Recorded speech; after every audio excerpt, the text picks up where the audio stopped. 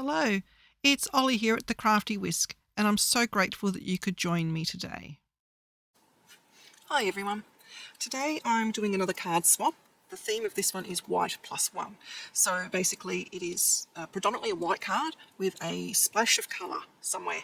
The black is not counted as a colour, so I've actually done white with a hint of like a Mediterranean blue on this beautiful stamp from Lavinia Stamps. And the stamp is called Sebastian the Seahorse.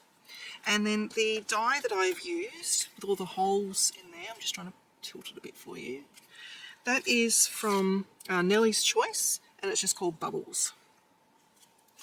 Alright, so let's get stuck into it. I have prepped a few things in advance because I am making 9 of these all together. So the first thing that I have already done is I have die cut 18 panels, and I've glued 2 together. So that gives us a little bit of thickness to the card, which gives us the dimensional look that we're after. This is a similar technique to the one I used with washi tape and did the words standing up, proud of the card. This one I'm sinking everything into the card. But it is a very similar technique. So I've got all those panels ready to go. That's just 2 glued together. And now I'm working on the seahorse itself. So I've got my Misty platform, and I've got the waffle flower little grippy mat in there just to make my life a bit easier. Just going to pop my card into the corner, and I'm embossing, so I'm just running my little embosser buddy across there. And the ink of choice today is the VersaFine Onyx Black. It gives a really nice crisp image and you're able to emboss with it. So just inking up the stamp, being very careful with this one not to get any ink on the top bit there, and then stamp down. Now this particular stamp, I don't know if mine's a faulty one or not, but it just doesn't stamp well in one area, which is that area there. So I am aware of this with this stamp, so I just give it a really firm press in there, and that's much better. And I'm embossing today with the Wow Clear Gloss Superfine.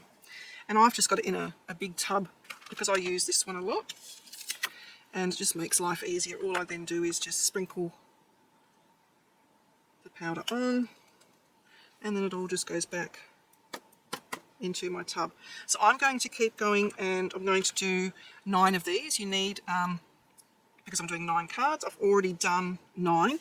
You actually need 2 for each card of this embossed. Alright, so I'm either going to fast forward this process or I'll just skip to the next step.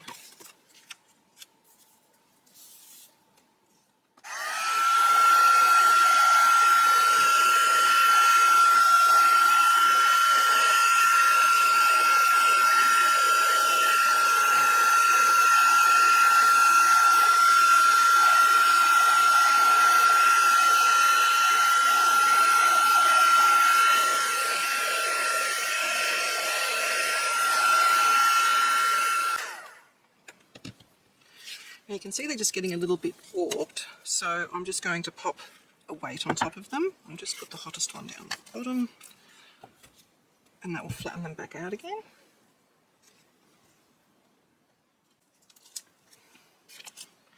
Okay, so I've got my 2 piles embossed. One is going to be the base of the card, so underneath all of the cutouts, and the other one is going to be the top layer. So the top layer we actually need to die cut with this die.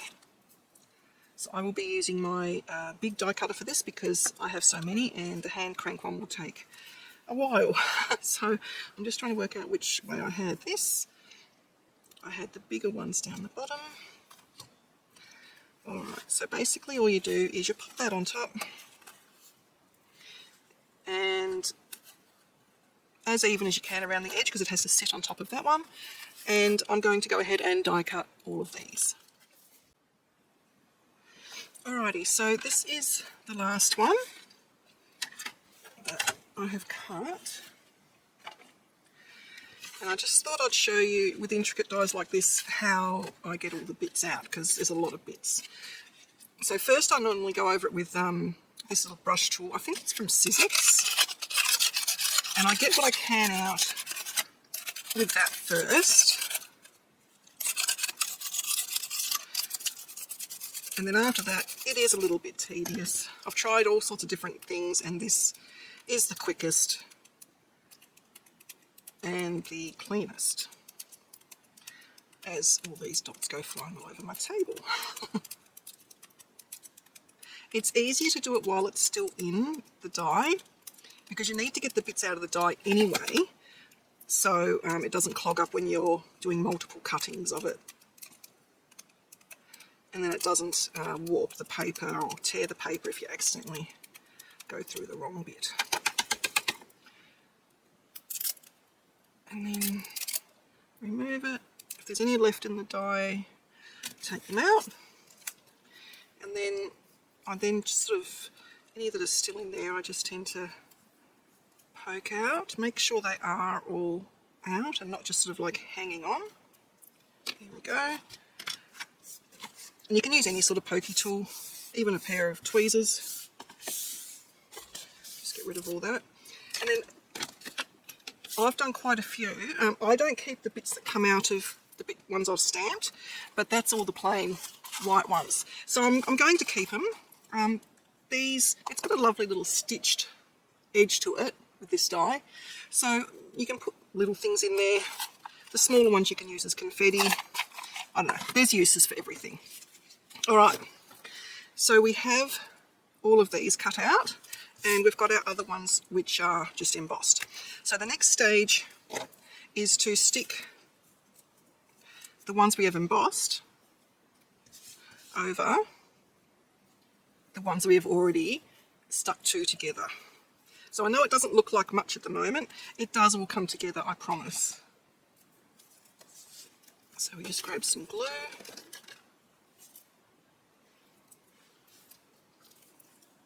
And I go all around the edge first, because the edge is the most important bit that needs to be stuck down. And this die is fiddly. I don't go around everywhere, I just sort of go around the main areas, making sure there's not too big a gap where there's no glue.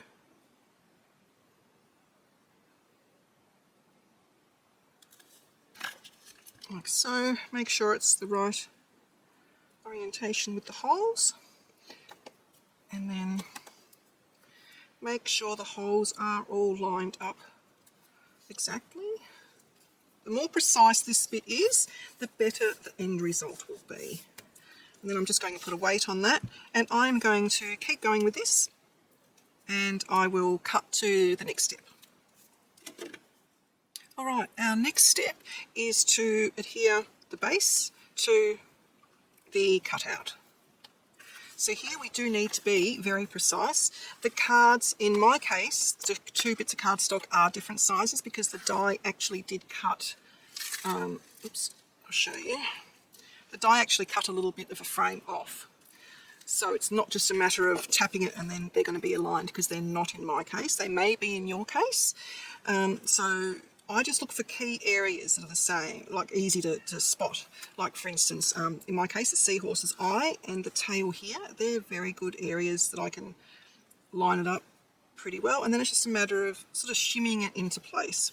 So for this bit, I do recommend glue, because you may need to shimmy it. I know I definitely need to shimmy it. So again, we apply glue to the back of our frame, all around the edge.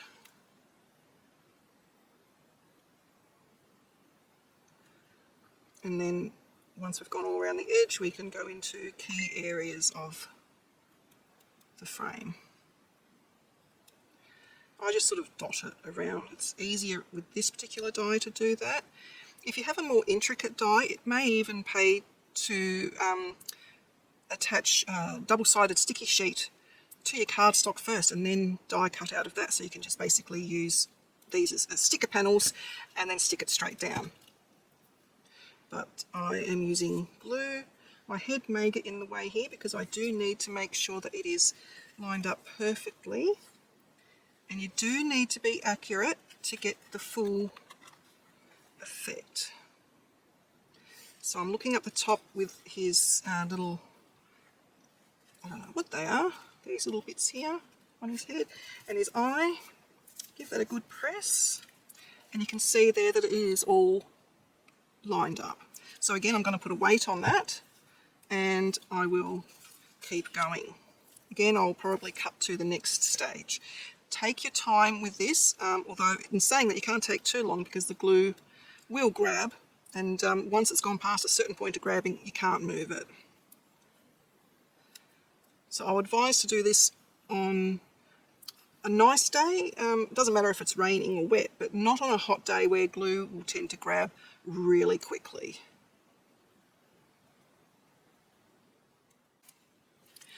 Okay, the next stage is to trim off where the back, where the back comes out further than the front. I find it easier to start on the short edges. A long bladed pair of scissors is best for this. You can use a guillotine if you like. I actually find the scissors easier because you can just guide the scissors along. And the longer blades will give you a longer, straighter cut. Less chance of you going wonky. Or I should say less chance of me going wonky. Okay. Alright, so once that is done, we bring in our backing. Now the backing I have cut to 14.8 centimetres by 10.5, which is the Australian card front size, because it's an Australian cardstock that I'm doing.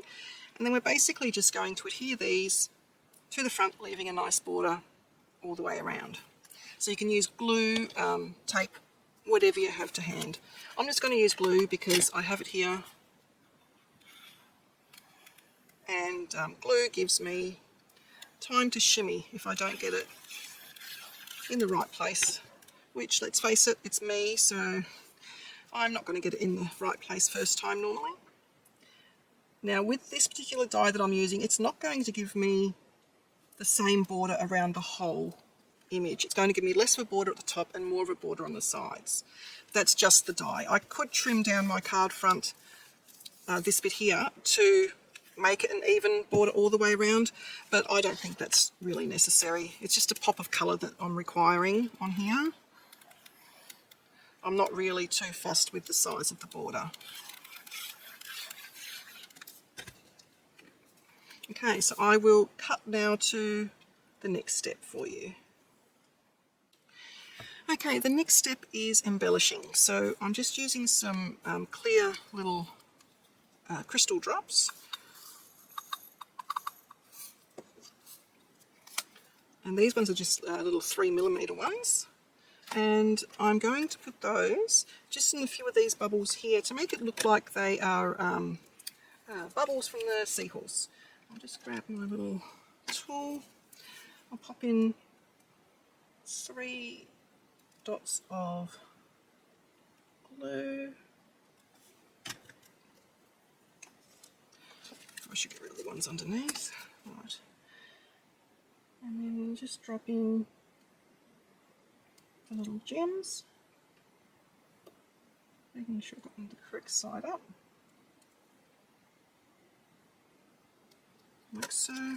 So they're not going to add a lot, they're just going to add a little bit of sparkle. I don't even know if the camera can pick it up. And then for the pop of blue, I'm just using some, it's like the enamel dots and things, like the liquid pearls. This is just a generic brand I got from Craft Online in Australia. I got like a set of 10 for like $10. But any of these sort of liquid pearls, enamel drops, all that sort of thing, will do the same sort of thing. Glitter glue as well. This just happened to be the right colour for me. And I'm just going to go into a few little areas. I might zoom in for this bit because this bit's hard to see. There we go. So I'm just going to do his eye, and I'm not really concerned about it being a liquid pearl per se. I'm using it more as a paint.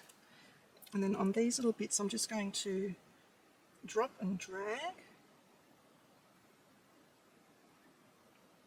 It's just for a pop of colour. So I'm using minimal pressure. And then I'm just going to go a little bit on these. Just where I think a little pop of blue might look pretty good. Go a little bit on these little bits. I love this seahorse. Now, as far as images go for this kind of technique, the solid stamp images are better. So Lavinia Stamps is perfect. They've got all sorts of really solid fairies, trees, animals. They've got some really beautiful images. You can use solid flowers. Altenew, actually a lot of brands have like the more solid images. They tend to come from stamp sets that are layering stamp sets. So those sort of things are perfect, where you can just use one of the layers. Okay, I'm going to leave it at that. So that's white with a pop of colour. And because black is a base colour, or it's not really a colour at all, it doesn't really count. So I've got white and like a mermaid blue. I hope you enjoyed this technique. I'd love to see some of your attempts at it, and you can go either recessed like this one, or you can raise it up like I did with the washi tape one, and I'll link to that video as well. Alright guys, thank you so much. Please like and subscribe to my channel and hit that notification bell so that you don't miss it when I bring out a new video.